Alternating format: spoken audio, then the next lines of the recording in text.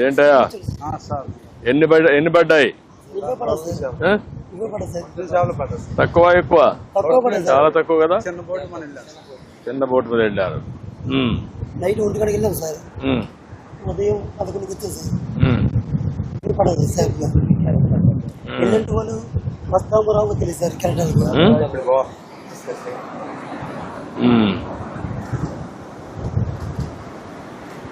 బతుకుందా ఇది?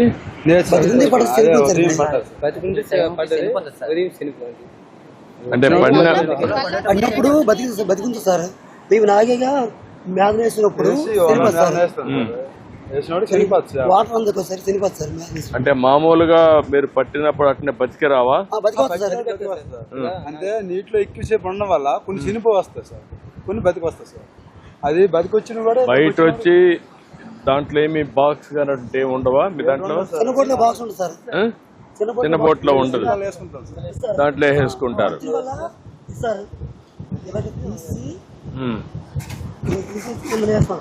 అంటే నువ్వు దీనికి వలల్లో కూడా మీకంతా అందులో తాగుతారా? నాకు అర్థమైందమ్మా. ఇప్పుడు నువ్వు మధ్యలో లాగుతున్నావు ఏంటా? ఈ వల బాలే కదా, ఈ వల బాలే కదా.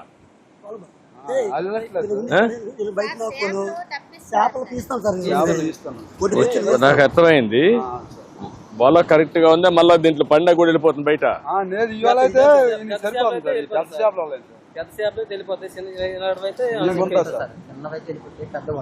చిన్నవి వెళ్ళిపోతాయి కదా. అదే అడిగేది. దీనికి వల ఉంది సార్. దీనికి వల ఏ సీజన్ పెట్టి అవ్వాలి వేస్తాం సార్. ఇప్పుడు ఈ సీజన్ సార్, ఈ సీజన్ ఇవి ఉంటాయి సార్. ఈ రోపలు ఉంటాయి, ఇవి వేస్తాం. ఏం సీజన్ అప్పుడు అవ్వాలి ఆట ఆడుతుంది సార్. అది జోగా బాల్ అనేది ఇంకోవాలి సార్. సార్ మనకి ఫిషింగ్ హార్బర్ ఉంటే కొన్ని బాధలో తగ్గుతుంది సార్. అది కొంచెం అధిక వేగంలో తయారవుతే మాకు కొంచెం ఇబ్బందులు అనేవి తగ్గుతాయి సార్. అంటే మన ఊర్లో ఈ ఫిషింగ్ హార్బర్ నుంచి ఎంతమంది పనిచేస్తారు? ఈ హార్బర్ నుంచి ఒకవేళ హార్బర్ వచ్చింది అనుకో, ఎన్ని గ్రామాలు కూడా ఇక్కడికి వచ్చి బతకడానికి అవకాశాలు ఉన్నాయి. ఇక్కడికి వస్తారు సార్. పక్క గ్రామాలు మొత్తం ఇంకా ఇక్కడికి వచ్చి బతకడానికి అవకాశం ఉంది సార్. ఫిషింగ్ హార్బర్ తయారైతే. హార్బర్ వస్తే దీనికంటే అదనంగా మనకి ఏమొస్తుంది?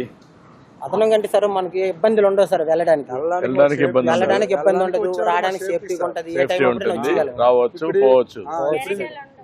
కెరటాలు అనేవి ఉండవు సార్. నైట్ 2 గంటకి వెళ్తాము, వెళ్ళేప్పటికే మాకు అవతలకి వెళ్ళేప్పటికే 3 అయిపోతుంది సార్. 2 గంటకి వెళ్ళాము, ఇక్కడ ఈ మధ్యనే 3 అయిపోతుంది. ఈ కెరటాల వల్ల వెళ్ళము అంతవరకు వెళ్ళిపోతుంది సార్.